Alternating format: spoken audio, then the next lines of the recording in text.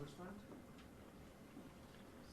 Thank you, Chair. Very briefly, just to again thank you for your presentation and congratulations on your appointment, also to Advocate Cornier. I realize this is going to take some time to turn this around. It's not an overnight thing. Your appointment is to be commended, but it's going to take time.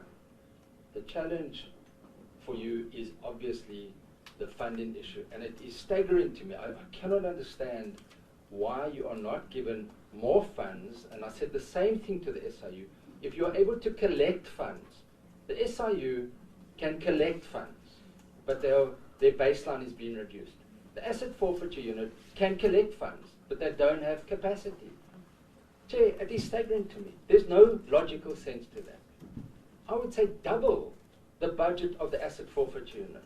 They've got a 25% reduction. They will be able to, as Advocate Betoy indicated, they'll be able to collect more money. It's a no-brainer. The SIU, the same thing. What I wanted to ask you is, we heard a lot of cooperation, and I understand the challenges with the SIU cases, 600-odd cases, even with IPID, 1,000-odd cases outstanding. This is a massive backlog. But can you cooperate with the SIU, the asset forfeiture unit, with the SIU, bringing civil cases before the special SIU tribunal to expedite civil cases? That's the first issue. The second issue, which you answered to a certain degree when I put it to you previously, I was very involved in the ESCOM inquiry. We knew where the money was going. We could see where the money is going. Everybody knows it's sitting in India and the United Arab Emirates. This committee passed the mutual legal assistance agreement and the extradition agreement with the United Arab Emirates. We were given the assurance in the previous parliament that there was ongoing cooperation between the prosecutors and the prosecutors of the United Arab Emirates, and it purely related to translations. Can you give us an update as to the cooperation in that regard when it comes to both criminal prosecution and asset recovery, as far as you are able to? The next issue is, of course, cooperation. You indicated cooperation with international law enforcement agencies. We are part of BRICS. Surely we can get better cooperation from India.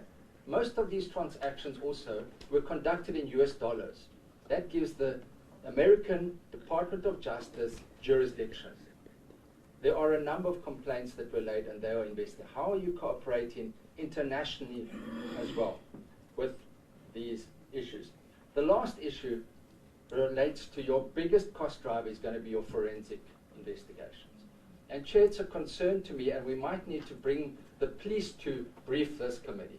Because in March of this year, when they were asked to brief the Police Portfolio Committee on high-profile cases, there were a number of cases where they said they are awaiting the outcome of applications to the National Treasury for funds for forensic investigations.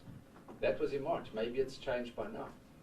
So the Hawks are stymied because they don't have the funds for forensic investigations. The NPA are awaiting those investigations, and it seems that there is a challenge, as Advocate Betoy set out in that regard.